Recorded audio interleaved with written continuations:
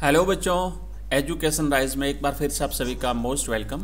आज मैं आपके लिए लाया हूँ पॉलिटिकल साइंस की तीन जो टॉपर स्टूडेंट्स रहे हैं उनकी कॉपीज, दो हिंदी मीडियम की हैं और एक इंग्लिश मीडियम के स्टूडेंट्स की कॉपी है। तो आइए एक एक करके शुरुआत करते हैं। पहली कॉपी जब हम देखेंगे तो नंबर आप देख सकते हैं, इसके पूरे 80 में से 80 नंबर आए हुए हैं, राइट। और यहाँ ये हिंदी मीडियम की पहली कॉपी है। उसके बाद हम एक और हिंदी मीडियम की देखेंगे और फिर इंग्लिश मीडियम की कॉपी देखेंगे। कंपैरिजन करना है आपको तीनों कॉपीज़ का, और कौन सी कॉपी आपको बेस्ट लगी या फिर तीनों स्टूडेंट्स में से कौन सी चीज़ें आपको अच्छी लगी, क्योंकि प्रत्येक कोई ना कोई चीज़ तो आपको अच्छी लगेगी उसकी। मुझे बताइएगा कमेंट बॉक्स में, और मैं आगे नेक्स्ट आपको जो सब्जेक्ट आपका होगा उसकी कॉपी भी दिखा दूंगा। तो आपके कुछ डाउट्स थे, कुछ बच्चों ने पूछा था हेडिंग का, तो क्या था मुझे कमेंट सही ढंग से समझ में नहीं आया था। आप एक बार क्लियर चीज़ अगर लिखेंगे तो मैं आपको रिप्लाई दे दूंगा।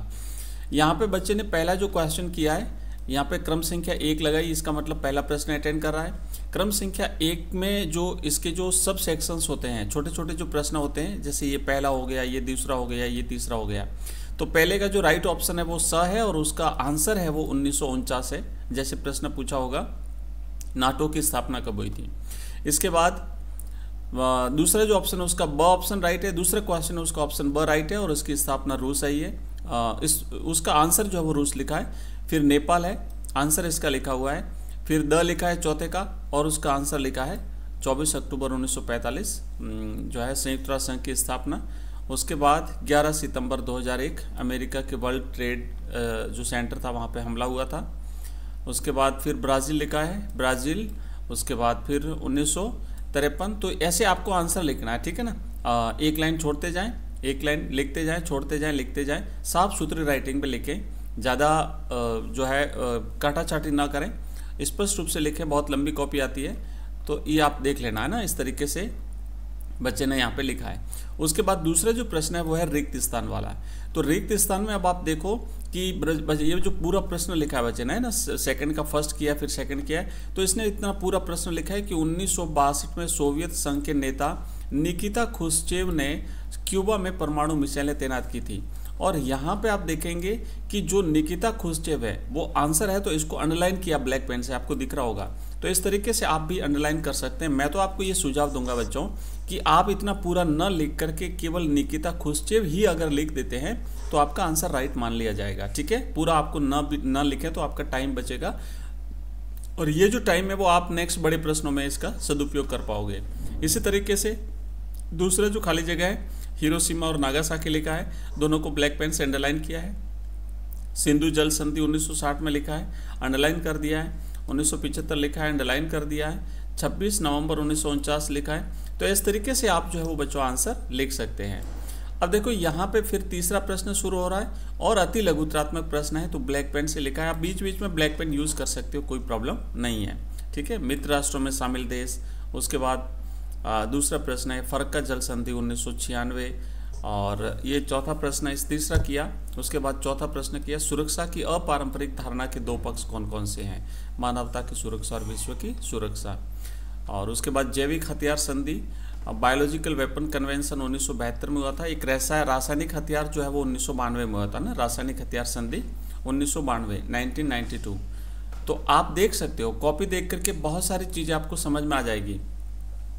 एक चीज़ मैं और आपको बताऊंगा, यहाँ पे देखो कॉपी आप हमेशा ना वीडियो को पूरा देखो, क्योंकि बहुत सारी चीज़ें बीच बीच में जैसे हम कॉपी देखते जाते जो चीज़ें याद आती है, जो चीज़ें दिखती है हमें, वो हम आपको बता देते हैं। मैं ये बता रहा था कि जैसे इस बच्चे ने यहाँ पे बीच में लाइनें खींची है, तो आपको इस तरीके से लाइन खींचने की आवश्यकता नहीं है, मत खींचिए, कोई ज़रूरी नहीं है। बस आप तो एक या दो लाइन छोड़ दीजिए। जैसे मान लो ये चौथा प्रश्न है, तो चौथा प्रश्न जैसे इसने किया और यहाँ पे कंप्लीट हो रहा है, तो उसके बाद ये दो लाइनें जो खाली छोड़ी है ना, ये पर्याप्त है। एक लाइन छोड़ दी और ये दो लाइन छोड़ दी, तो ये दो लाइन खाली छोड़ दीजिए। और उसके बाद नेक्स्ट जब प्रश्न आप करें तो फिर से अगली क्रम संख्या लगा के अगला क्वेश्चन कर लीजिए। फिर यहाँ पे वैसे ही दो लाइनें तो छोड़ दी है, तो लाइन मत खींचिए, लाइन खींचने की कोई आवश्यकता नहीं है, ठीक है। इसके बाद देखो बॉम्बे प्लान किया, बिल्कुल साफ सुथरा लिखे। जैसे यहाँ पे बॉम्बे प्लान, एक लाइन खाली छोड़ दी, फिर नीचे से यहाँ से आंसर लिखना शुरू किया। बहुत बड़ी कॉपी आती है, बहुत लंबी कॉपी आती है, आराम से लिखिए, कोई हड़बड़ाहट परीक्षा में नहीं होनी चाहिए, किसी प्रकार की झिझक नहीं होनी चाहिए। बिल्कुल शांति से आप अपना आंसर जो है वो लिखते जाएं। और ये लाइनें बीच में मत खींचे, मतलब मैं यहाँ पे लाइन की बात कर रहा हूँ। जब एक प्रश्न खत्म होकर आप दूसरे क्वेश्चन शुरू करते हैं तो उसके बीच की जो लाइन है ना वो नहीं खींचनी है। आप अंडरलाइन कर सकते हैं, आप अंडरलाइन करिए, कोई प्रॉब्लम नहीं है। जैसे यहाँ पे तो अंडरलाइन से क्या है कि जो आंसर है वो सीधा एग्जामिनर को दिख जाता है, तो तुरंत उसकी नज़र वहीं पर जाएगी और इस तरीके से जो है वो एग्जामिनर को थोड़ा कॉपी चेक करने में सहूलियत रहती है। ठीक है, तो ये तो हमने देखी एक कॉपी मैं दिखा देता हूँ पूरी, बाकी इसमें कुछ ज़्यादा चीज़ें बताने वाली नहीं है। और थोड़ा सा जैसे पॉइंट वाइज अगर होते हैं ना तो आप ये पॉइंट लिखें। शीत युद्ध के दौरान छोटे देश महाशक्तियों के उपयोगी थे, पहला तो संसाधन था और दूसरा सैन्य सुरक्षा था। तो ऐसे पॉइंट लिखें आप और पॉइंट के हिसाब से जो है वो आप क्वेश्चन करेंगे। कई बार क्या होता है प्रश्नों के 2 भाग या 3 भाग होते हैं। जैसे मान लो ये प्रश्न है, गुट निरपेक्षता की नीति में भारत का हित, तो इसने 2 पॉइंट लिखे, तो अलग अलग 2 पॉइंट के हिसाब से इसको 2 नंबर जो है वो मिले एक। शॉक थेरेपी, उसके बाद सोवियत संघ के विघटन के 2 प्रभाव, तो आपको 2 प्रभाव लिखने हैं तो 2 नंबर, एक नंबर का। इस तरीके से डिवाइडेशन होता है पेपर में, तो वो आपको ध्यान रखना पड़ता है। ठीक है, भारत पाक के बीच तनाव के 2 कारण लिखिए, कश्मीर विवाद, सिंधु नदी जल संधि, और उसके बाद फिर क्योटो प्रोटोकॉल आप देख सकते हैं। तो ये इस तरीके से आपको बच्चों बहुत सारी चीज़ें इस कॉपी को देख करके आपको मोटिवेशन मिला, चीज़ें देखने में आपको सीखने को मिली। और अब हम देख लेते हैं एक दूसरी कॉपी भी देख लेते हैं। चलो इसको फटाफट से देख लेते हैं पूरी। ये बड़े प्रश्न हैं, अगर आपको पढ़ना है इसे तो आप क्लास को रोक करके भी इसे पढ़ सकते हैं। ठीक है, इसे रोकेंगे, वीडियो को रोकेंगे, क्लास को, और फिर आप इसे पढ़ लेंगे। तो ये हमने आज पॉलिटिकल साइंस की हमारी कॉपी है, ये आपका हो गया समाप्त। चलो मैं एक और कॉपी आपको दिखाता हूँ, दूसरी कॉपी हम देखेंगे। ये भी हिंदी मीडियम की कॉपी है और ये रहा इसका सीरियल नंबर। इस बच्चे को भी मिले हैं बच्चों 79 नंबर, है ना, 79 79.5 हैं, तो राउंड फिगर में 80 नंबर हो गए हैं। तो भाई 80 का ही पेपर और 80 नंबर पूरे में से पूरे, और अगर 20 में से यहाँ से अगर इस बच्चे के 17 अंक गए होंगे तो फिर इसको तो टोटल 100 में से 100 नंबर मिले हैं। अब ये जो कॉपी है ना, इसमें जैसे इसने खंड वाइज किया है, हमने इंग्लिश में भी देखा था, तो वहाँ पर भी बच्चों ने जैसे सेक्शन लिखे थे, section A, section B, section C. आप अगर सेक्शन वाइज करते हैं तब भी ठीक है, और अगर सेक्शन वाइज नहीं करें तब भी कोई प्रॉब्लम नहीं है। आप जैसे आपकी मर्जी वैसे कर सकते हैं। जरूरी ये होता है कि जो प्रश्न आप अटेंड कर रहे हैं बस क्रम संख्या वही लगाएं। जैसे इसने आंसर यहाँ पे लिखा है, ये पहले क्वेश्चन का मतलब पहला सवाल इसने अटेंड किया है, और पहले का पहला, पहले का दूसरा, ऐसे। अब आप यहाँ पे पहला न लिखें, आप यहीं पर लिख सकते हैं ना आंसर। ये जैसे फर्स्ट यहाँ पे आपने लिख दिया, तो ऐसे लिखा पहला, अब पहले का स लिखा, फिर ब लिखा, फिर अ लिखा।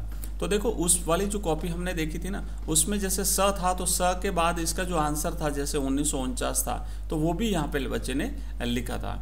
तो आप ऐसा आप भी जो है वो बस ये आंसर लिख दीजिए, इसमें ज़्यादा समय नहीं लगेगा। बल्कि जहाँ जैसे रिक्त स्थान होते हैं तो वहाँ पे पूरा प्रश्न न लिखें, और जैसे इसने लिखा है ना रिक्त स्थान वाले, तो इसने केवल आंसर लिखा है, निकिता खुश्चेव, उसके बाद पूरा जो है वो आंसर न लिख करके अपना टाइम बचाया है। दूसरे में जैसे हिरोशिमा नागासाकी लिख दिया, तीसरे में सिंधु जल संधि लिख दिया। तो इस तरीके से आप छोटे छोटे आंसर लिखें। उसके बाद जो अति लघुत्रात्मक है प्रश्न, तो इसको भी देखो, जैसे मित्र राष्ट्रों में शामिल देश, और उसके बाद 1996 में फर्क का जल संधि। अब यहाँ पे देखो जैसे है ना, उस वाले बच्चे ने जो किया था तो उसमें अलग से हेडिंग लगाई थी, जैसे मित्र राष्ट्रों में शामिल देश। अब हालांकि इसने भी लगाया मित्र राष्ट्रों में शामिल देश, लेकिन उसका थोड़ा अलग दिख रहा था। तो आप कोशिश करें इस तरीके से पॉइंट लगा दें, जैसे आप अगर चाहते तो इसको अंडरलाइन कर देते, और यहाँ से जो है ना मित्र राष्ट्रों में शामिल देश, तो ये वाली लाइन छोड़ के अगर आप यहीं से लिखना शुरू करते तो ये पॉइंट दिख जाता है, एग्जामिनर की नज़रें तुरंत इस पर जाती। इन चीज़ों का थोड़ा सा ध्यान रखें आप लोग। अब सुरक्षा परिषद के स्थायी देशों के नाम निम्न हैं, ऐसा करके अब इस लाइन को थोड़ा ना अंडरलाइन कर दो, या ब्लैक पेन से थोड़ा सा इसे हाईलाइट कर दो, कुछ कर दो तो दिखेगा। विश्व सुरक्षा, मानवता की सुरक्षा, तो इसने भी लिखा अच्छा है, पर उसकी को जो कॉपी हमने देखी वहाँ पे नज़रें सीधी जा रही थी ना, बॉम्बे प्लान ऐसे। इसके बाद खंड ब आया है, और ये कॉपी जो है ना, मैं आपको अपना जो टेलीग्राम चैनल है वहाँ पे आपको सारी कॉपीज़ मैं शेयर कर दूंगा, आप वहाँ से इन कॉपीज़ को देख लेना। आपको PDF मिल जाएगी, वहाँ से आप लोग देख लेंगे। Shock therapy. और एक चीज़ और बता रहा था, जैसे है ना ये जो पेज जब खत्म होता है विशेष करके जो राइट हैंड साइड वाला आपका पेज है, तो उस पेज के नीचे आप PTO लिखें, प्लीज़ टर्न ओवर, मतलब पीछे पेज पर भी लिखा हुआ है। तो इससे क्या होता है, कई बार एग्जामिनर को पता रहता है कि भाई आगे भी लिखा हुआ है, नहीं तो हो सकता है कभी ऐसी हो जाए कि एग्जामिनर आप अगले नेक्स्ट पेज पर ना जाए, तो ऐसा लिख दीजिए अगर आपने आगे काम किया है तो PTO करके, है ना। देखो, तो ये कॉपी हमने बच्चों, ये सेकंड कॉपी है पॉलिटिकल साइंस की। उसके बाद हम एक और कॉपी देख लेते हैं जो इंग्लिश मीडियम की कॉपी है, इंग्लिश मीडियम के बच्चे की है। देखो राइटिंग में ना शुरुआत में थोड़ी सी इसकी राइटिंग ठीक नहीं थी, लेकिन अब धीरे धीरे बाद में इसकी राइटिंग जो है वो अच्छी बनती जा रही है। तो हड़बड़ाहट तो रहती है, शुरुआत में थोड़ी हड़बड़ाहट रहती है, और हो सकता है लिखने का अभ्यास काफ़ी टाइम से आपका छूट जाता है, तो वो बात भी रहती है। तो इसलिए मैं आपको कहता हूँ कि रोज़ आप लिखें, लिखने की हैबिट आपकी रेगुलर होनी चाहिए, लिखना आप छोड़े नहीं। और कौन सी पेन आप यूज़ करोगे वो पेन अभी से फिक्स कर लीजिए, क्योंकि अब एग्ज़ाम में बहुत कम टाइम बचा है, और जो पेन आपको यूज़ करनी है उस पेन को आप उस पेन से लिखना शुरू कर दें, अभ्यास करना शुरू कर दें। आप ले आइए 10 पेन अभी परचेज कर लीजिए, थोड़ा थोड़ा लिख करके और पेन को रेडी करके रखें, बिल्कुल फ्रेश पेन से भी लिखना शुरू ना करें। और एक आधी ब्लैक पेन भी ले लें अपने साथ में, जहाँ भी आपको लगे वहाँ पे आप ब्लैक पेन का यूज़ कर सकते हैं। लिखने का अभ्यास आपको रेगुलर करना है बच्चों। अच्छी पेन लेंगे, जैसे ये वाली पेन है ना, ज़्यादा पतली पेन भी नहीं है, और बढ़िया थोड़ा ऐसे बड़े बड़े अक्षरों में आपको लिखना है, ज़्यादा बड़े तो नहीं, पर जैसे ये पर्याप्त है, अच्छे हैं, ताकि पढ़ने में आसानी रहे, कॉपी चेक करने में जो है वो सुविधा रहती है। ठीक है, लाल पेन का यूज़ नहीं करना है आपको, बस ये हो गया। तो ये आपकी स्कूल 80 नंबर हो गए। ठीक है, चलिए एक और तीसरी कॉपी मैं आपको दिखाता हूँ जो इंग्लिश मीडियम की कॉपी है। और इस कॉपी में जो इंग्लिश मीडियम के बच्चे हैं उनके लिए तो ये कॉपी ज़रूर उनको देखनी चाहिए। जैसे ये तीसरी कॉपी है आपकी, है ना, और ये इस बच्चे को भी मिले हैं 79 हैं, तो इसके भी हो गए 80 नंबर। चलिए, ये है इंग्लिश मीडियम की। अब इसने क्वेश्चन फर्स्ट किया है ना, राइट क्वेश्चन फर्स्ट, यहाँ सेक्शन वैक्शन कुछ भी नहीं लगा, डायरेक्ट किया, तो डायरेक्ट ऐसे चल जाता है, आप करिए, कोई प्रॉब्लम नहीं है। क्रॉस फर्स्ट का C 1949, B Russia, A Nepal, D 24 अक्टूबर 1945, उसके बाद A 11 सितंबर 2001। तो ये देख लो आप,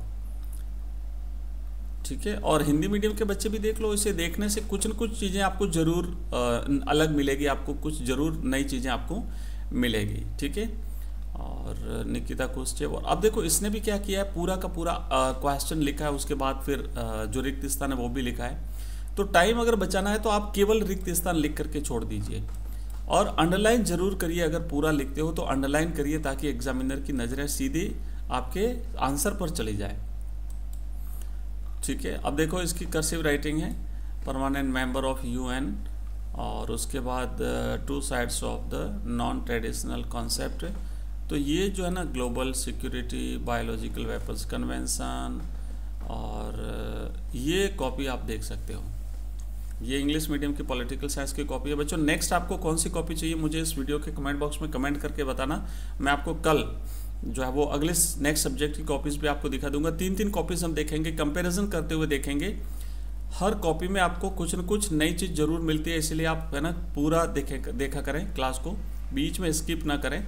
और अपनी जो क्लास है वो क्लास से नियमित रूप से चलेगी बच्चों। अब 1-2 दिन बाद बिल्कुल टाइम पे अपन शुरू कर देंगे ना सारी क्लासेस को।